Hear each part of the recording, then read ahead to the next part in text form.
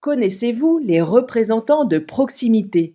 Mais si, vous savez, ces nouveaux représentants du personnel qui ont fait leur apparition dans les entreprises à côté des élus du CSE et des membres de la commission santé, sécurité et conditions de travail.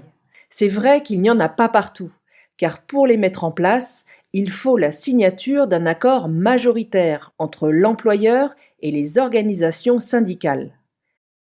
Pourtant, leurs missions sont essentielles. Ils peuvent ainsi relayer les préoccupations quotidiennes des salariés auprès des directions locales et du CSE lorsqu'elles ne sont pas réglées.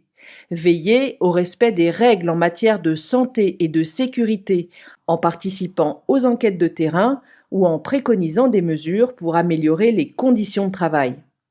Alerter en cas de risque grave, par exemple de harcèlement, ou encore gérer localement les activités sociales.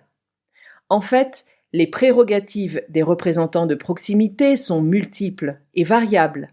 Tout dépend des dispositions négociées par les partenaires sociaux.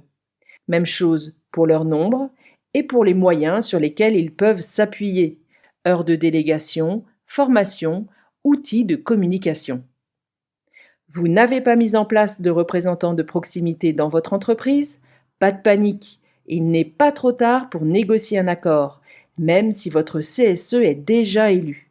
Tout comme il est possible de signer un avenant pour améliorer si nécessaire l'accord initial.